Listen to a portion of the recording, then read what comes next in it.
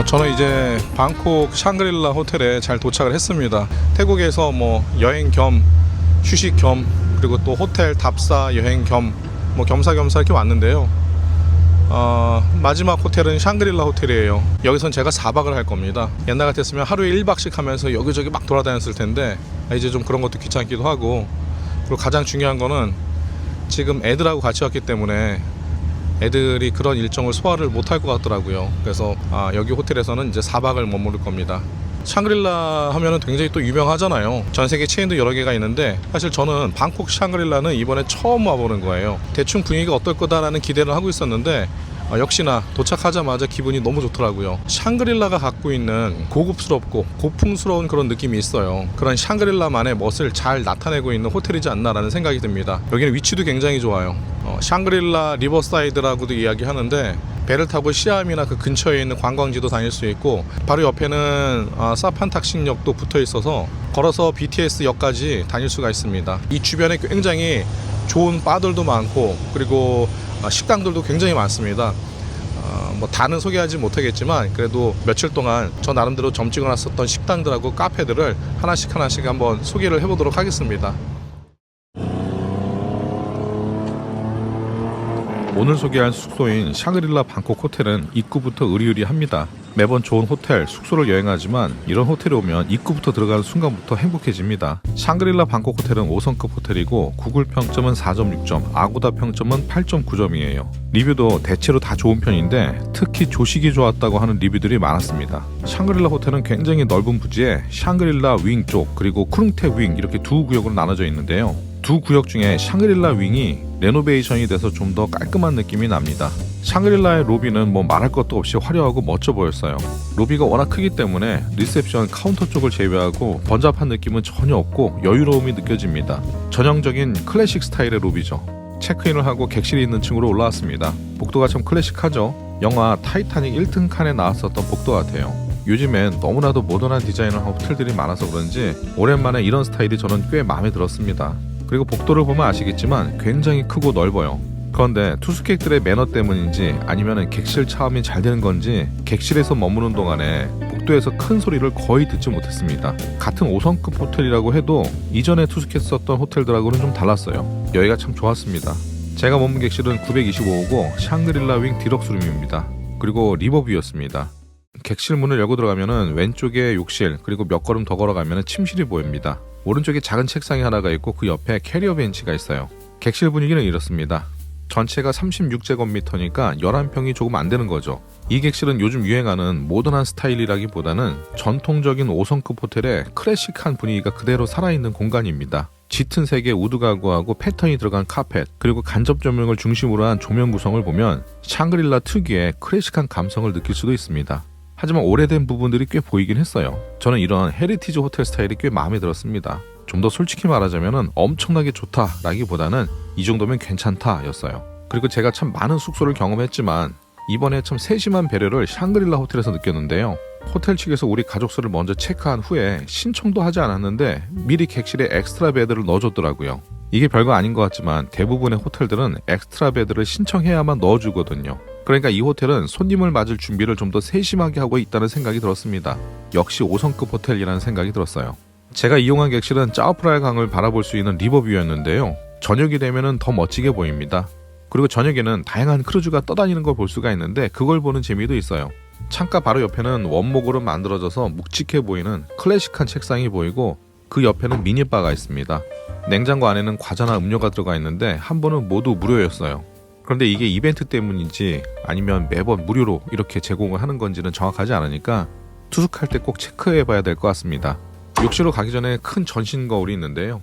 입구 앞에 이런 큰 거울이 있으면 좁은 객실이 좀 덜 답답해 보이죠. 그리고 욕실 반대편에 워드러브가 있고 그 안에 다리미, 가운, 슬리퍼, 금고가 있습니다. 여기까지는 그냥 평범해요. 욕실 디자인도 꽤 클래식합니다. 대리석 상판에 언더마운트 세면대, 원목 바니티를 중심으로 좌우로 분리된 하드웨어 구성은 클래식한 5성급 호텔의 정석처럼 보여요. 어메니티도 잘 갖춰져 있는데요.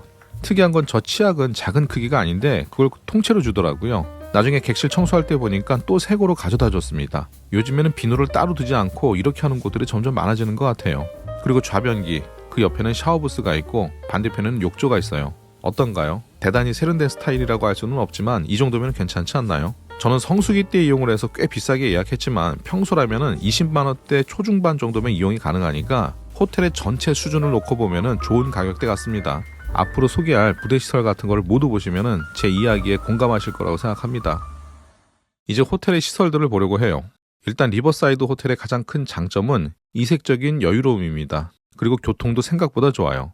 특히 밤이 됐을 때가 더 이국적이고 독특합니다. 주변에 맛집도 많지만 하루 정도는 호텔에서 칵테일이나 맥주 한잔 하면서 즐겨도 좋을 것 같습니다. 짜오프라에 강하고 붙어있는 샹그릴라 방콕 호텔의 수영장은 역시 분위기가 너무 좋아요. 큰 유선형의 독특한 수영장이 마음에 들었는데요. 수영장뿐만이 아니라 여기는 라이프 가드들까지도 마음에 들었습니다.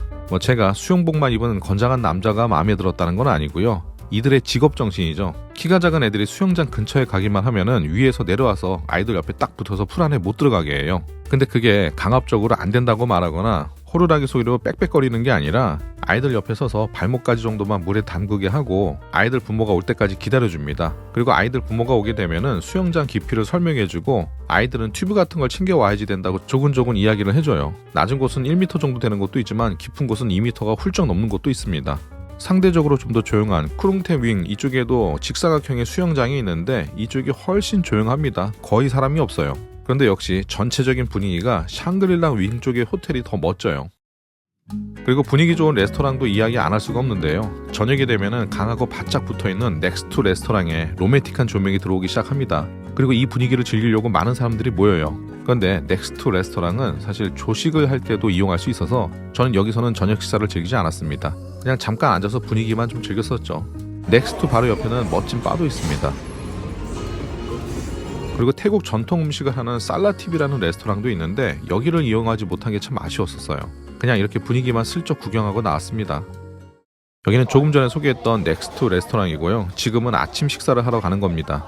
제가 이번에 호텔 답사 여행을 하면서 총 5곳의 5성급 호텔을 이용했는데요. 그 중에서는 샹그릴라 방콕 호텔의 조식이 가장 괜찮았습니다.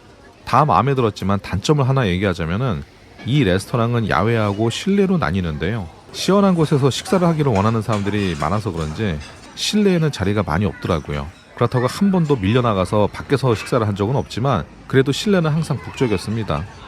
제가 야외에서 식사를 하지 않은 이유가 또 하나가 있는데요. 불청객들 때문이었어요. 새들하고 같이 식사를 하고 싶지 않다면 식사할 때는 항상 자리를 잘 지켜야 할 겁니다. 저녁에 한 번은 애들이 파스타하고 피자를 먹고 싶다고 해서 호텔 1층에 있는 볼티 레스토랑에 왔습니다. 여기 샹그릴라 호텔 안에 있는, 그러니까 1층 수영장 바로 옆에 있는 볼티 피자리아라는 레스토랑에 왔어요. 이탈리안 레스토랑인데 나름대로 굉장히 분위기 있고 좋은 곳 같아서 찾아왔습니다. 물론 뭐 음식도 맛있고 그리고 와인 리스트도 굉장히 좋아요. 근데 저는 이런 거가 잘 안 어울리는 것 같아요. 이따가 나가서 제가 좋아하는 분위기에서 맥주 한잔 하고 와야 되겠습니다. 그리고 또 마음에 들었던 공간은 롱바입니다. 저는 가족하고 같이 넓은 테이블에 앉았지만 대부분의 손님들은 바에 걸터 앉아 있더라고요. 롱바의 바텐더가 꽤 미인이었었거든요.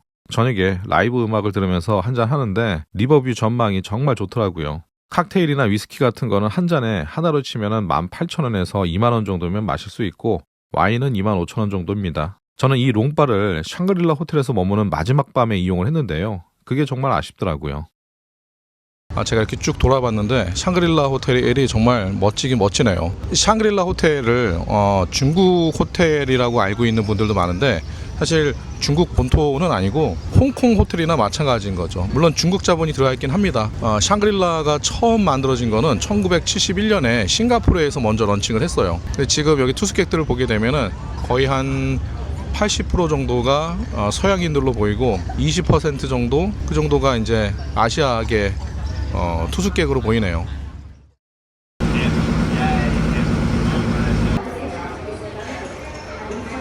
지금 여기는 아이콘 시암입니다. 샹그릴라 호텔에 있다가 보트를 타고 여기 이제 셔틀 보트를 타고 여기 아이콘 시암에 왔는데 아이콘 시암까지 왕복하는 셔틀 보트가 매 시간 30분마다 있더라고요. 사실 뭐 아이콘 시암은 예전에 이제 한두 번 왔었는데 제 생각에는 특별히 쇼핑할 게 없다면은 그렇게 추천하지는 않습니다. 여기 1층에 뭐 쑥시암이라고 태국의 전통적인 그런 야시장을 좀 더 현대적으로 깔끔하게 꾸민 곳이 있기는 있는데 처음에는 좀 신기할 것 같긴 한데 이게 뭐 두 번, 세 번 갈 적에는 아니라고 생각이 들어요. 어찌됐거나 아이콘 시암이 랜드마크니까 이런 곳에서 사진 한번 찍고 뭐 약간의 기념품 같은 거를 뭐 사기를 원한다면은 한 번쯤은 들리면 좋을 것 같습니다. 그리고 저는 여기 이제 올 때마다 들렸던 곳이 있는데 이 아이콘 시암에서 가장 마음에 든 곳은 스타벅스예요. 이 아이콘 시암에 스타벅스가 두 군데가 있어요. 3층인가에 하나가 있고 그리고 7층인가에 하나가 있는데 7층에 있는 스타벅스가 경치도 좋고 거기 분위기가 훨씬 더 좋습니다.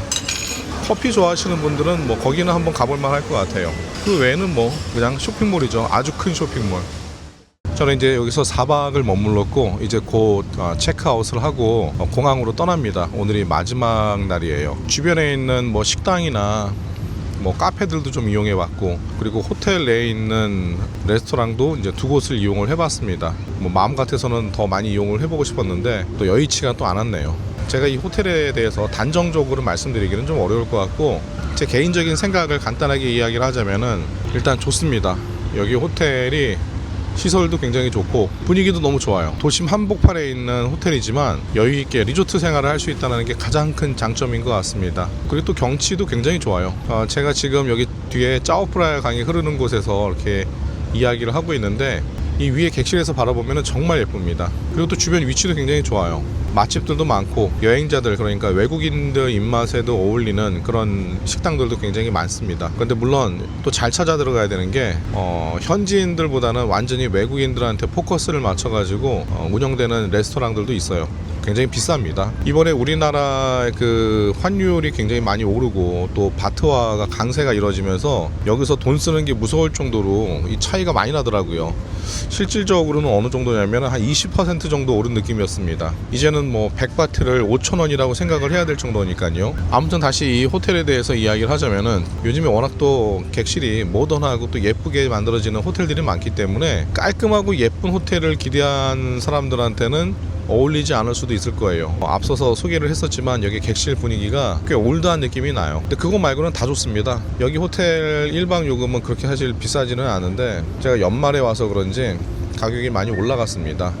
거의 한 40만 원대 초반에 왔어요. 이 정도면은 거의 뭐 한국 호텔 가격이나 뭐 거의 뭐 비슷비슷한 거죠. 이제는 뭐 가성비 때문에 태국을 찾는다기보다는 뭐 베트남이나 뭐 다른 동남아시아의 여행지와는 좀 다른 태국만의 매력을 느끼고 싶어서 일부러 찾아오는 곳이지 가성비 때문에 찾아오는 곳은 아니라고 생각이 들어요. 사실 저는 태국을 굉장히 좋아해요. 제가 예전에 해외 쪽에 그 리조트 마케팅 일을 할 때에도 가장 많이 왔었던 곳이 태국이었었고 그리고 태국에서 실제로 또 사업을 하고 있는 지인들도 있고 저도 또 태국에서 잠깐이었었지만 또 사업을 했었고요. 그런데 이렇게 이번에 여행을 하면서 태국이 정말 가성비하고는 점점 멀어지고 있구나라는 생각이 들었습니다. 저는 이제 매년 연말이 되면은 송년회에 있는 일정을 많이 줄이고 이렇게 해외 나와서 일주일이고 2주일이고 이제 긴 여행을 떠나고는 하는데 다음에 길게 여행 가서 또 많은 돈을 써야 된다면은 저는 오히려 이제 베트남을 좀 가서 가성비 있게 여행을 하지 않을까라는 생각이 들어요. 아무튼 시청자분들 제가 며칠 동안 태국 그리고 방콕에 있는 호텔들 리뷰하는 거 잘 시청해 주셔서 너무 감사하고요. 저는 다시 또 한국에 있는 좋은 숙소들 그리고 또 숙박 사업에 관련된 좋은 이야기들 여러분들한테 도움이 될 수 있을 만한 이야기를 잘 한번 또 정리해서 앞으로도 소개를 해보도록 하겠습니다. 긴 영상 시청해 주셔서 감사합니다. 다음에는 한국에서 뵙겠습니다.